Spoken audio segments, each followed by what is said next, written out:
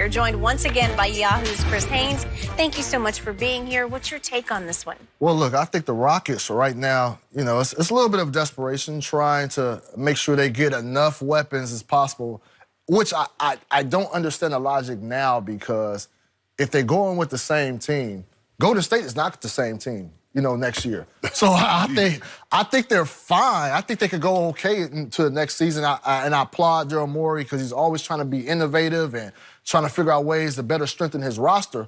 I don't know that it's necessarily necessary to go in there and try to go all out for a sign and trade. You understand the reason, because actually, you know, Philly's the only team that can give him the full 5-year max, and so that way it can come over and transfer that way if it were to happen. But from Philly's standpoint, from my understanding, look, they feel confident in the fact that, you know, Jimmy wants to go back there. They feel confident being able to bring him back. So this is and they definitely want him back. Oh, they definitely at the max. They want him back. They want him back. They understand what it takes. I spoke to Jimmy. He was on my podcast a few months ago. You know, he said he's going to, you know, he's going to get the max. That's how he feels. And so teams know that. And so you got to know going in that, like, you can't bring this guy in for a meeting or try to pitch anything and saying anything other than max. That's all he wants to hear. And then the basketball situation. So Philly feels good where they're at, but Houston they're pulling out all the stops. It's going to be a little bit difficult because they got to make a couple separate moves in order to make that happen. So that's why it's a little bit of a long shot. But I don't know that Houston necessarily needs to go this route anyway. And this is what we've been saying, Skip, is that the reasons why the Lakers couldn't get a third team involved with the AD trade is because, why am I going to help you again? If I'm a third team, why am I going to help you, Houston, try to navigate a deal so you can get Jimmy Butler? How does that help us? And Philly's like, hey, Elton Brand's probably sitting up in his office. Hey, Daryl, yeah, I see you want Jimmy, huh? Send me that trade proposal over and let me get on that. Let me look this thing over because I really want to help you guys get to the championship. Elton Brand's like, dude, I'm trying to win a championship over here. No doubt. That's why they traded for Jimmy Butler. That's why they traded for Tobias Harris. Skip, Elton Brand's like, I'm going for it now. I'm not trying to wait for 2-3 years. Oh, we need to grow. No, I'm going for it right now.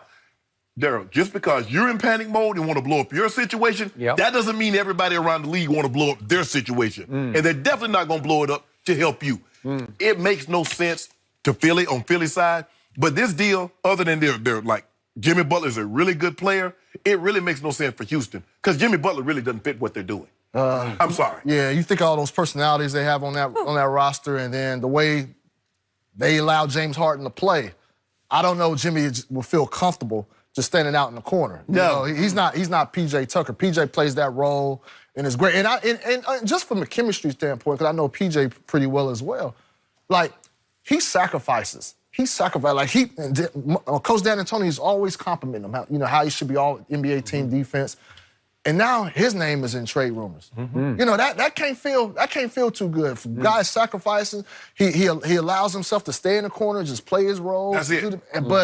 But now he's seeing his name out there. Like, that's why I'm saying, for Houston's standpoint, I don't know if it's good to go this route right now. Because first of all, I don't think it makes you better.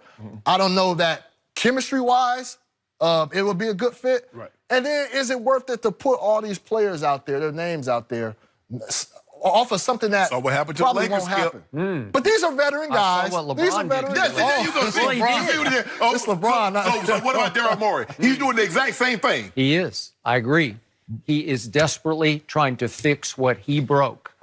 He bet the whole ranch. He bet Lou Williams and Patrick Beverly and Montrezl Harrell and a first-round pick to go get Chris Paul, and Chris was edging toward older age. And all of a sudden, it looked last year like Chris Paul had lost a step, and that's after Daryl Morey gave him an extension. Now he makes, what are the numbers? 38, 41, and 44.7.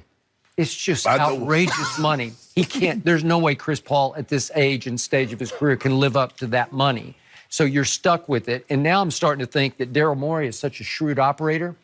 He's telegraphing this move, I got to go get Jimmy Butler, when he knows it's not realistic because Philly's not going to give him up.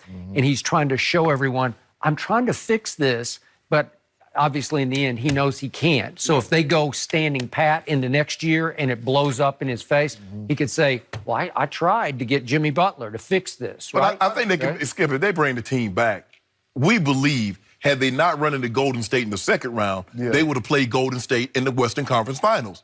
Now, Golden State is not going to come back. They're not going to be the same team. Nope. Houston, you get a chance to run it back. I'm just not sure they're going to be the same team because I do think that James Harden and Chris Paul are at each other's throats. Yeah. I don't think it's a healthy situation that can be fixed on the fly where they'll just make peace with their situation. But part of the reason why they had so much friction, especially towards the end, is because they ran into Golden State. We didn't hear about this too much throughout the course of the season. So now you're not running against that roadblock. You have, I'm not going to say a free path, but it's an easier path to the finals now. Will that chemistry, winning cures everything. Yep. And if you're winning, maybe guys are say, okay, I'm fine, I'll stay in the corner. Well, the roadblock, this is like the roadblock wouldn't have happened if James Harden, you hadn't dominated the ball because Toronto beat them because they moved the ball. Nobody just stood there and just dribble, and then pass it to me with 2 seconds on the shot clock and expect me to make miracles happen. But Philly, it would make no sense for you to do this deal. They're right there. They're right there. They got to stand pat. And they feel good about, trying to get Tobias Harris back as well. Next subject. The player you referred to as Kawhi. That's his name. Oh, I'm glad he said it. You referred to him. Oh, no, but you mentioned his name. When was the last time you mentioned his name? No, I didn't. You just said it. No, I said you. I got that on record. Okay, that's fine. I call him number 2. That's fine, I got it. So that guy, whoever that guy is, you call him by any name. Just call him 2-time Finals MVP. We live with that. Okay. Best two-way player in basketball, as I told you 2 years ago. Okay, where does he land? What's your educated best guess? Look, I spoke with his Uncle Dennis Robinson. You spoke to him? You know it. I mean, actually, you read that when he came out, and this was about a couple weeks ago, when he came out and said that the problems that they were having in San Antonio. You actually read the story, so I appreciate you, Skip, giving that some pub. Yeah. But, By the way, do you like Uncle Dennis? Uncle Dennis is fine with me, man. I don't have no problem with Uncle Dennis. Yeah, well, I ain't got no problem with Uncle Dennis either. I like it. The Spurs had a big problem. I ain't got no problem with everybody. Yeah. I ain't got no problem. But he told me, there were some things, there was some trust built with that organization, just going throughout the process. Obviously, they came into a situation. It was a little concerning and a little awkward because, they went and traded away DeMar DeRozan. We've seen what DeMar, his camp had to say about how that was handled. So now they're stepping into something, I don't know if we can trust, DeMar saying this. But what they done with the medical staff, the trust with the front office, and obviously this magical season, look, they're seriously considering going back to Toronto. If you would have asked me this 3 weeks ago, I would say, nah, LA Clippers. I think when it's all said and done, he's going to meet with a handful of teams, and I actually wrote this when I reported the opt-out. I think it might be between Clippers and Toronto. In the end, he'll meet with others, but I think it'll be between those two. In the end, this is my own opinion, and I think, look, man, it's hard for me to see him leaving Toronto after the way that happened. It's hard for me. But the hidden agenda in San Antonio, there's a hidden agenda was to get him to the Clippers or the Lakers, whichever worked out. But why are you staying in Toronto? Well, I'm just saying that was the plan before Toronto happened. And I agree with you. I don't know how they could do any more, but you're still in Toronto. You like the Raptors, but you're still in Toronto. Hey, you said it's like he's still in. Well, Lou Williams. Did you see Lou Williams says it's like you're playing overseas. Yeah. I don't know if it's. I mean, theoretically it is. I mean, you're in Canada. It's not America. I get all of that, but I said it was 60-40 because Skip and we talked about this on Monday. And I said last week, I believe it's 60-40 that he goes back to Toronto because it's hard for me. There've never been a reigning Finals MVP leave his team. Yeah. Well, I will say this: if there ever is one, it'd be Kawhi. It's Kawhi. Was number 2. It was, this guy. It's not about. We hear him talk. He talks about basketball is just for fun. Yeah. Like he doesn't take this too seriously. For him, it's all about comfort and trust. Those are with things he didn't have in San Antonio. That's why that eroded. Look, this is one thing. This is one thing Uncle Dennis told me in the story. You didn't read it, Skip. It was like you cannot tell a player how hurt he is. You can clear him all you want. The medical staff can clear him, but there are still psychological hurdles. There's still pain that you can't detect.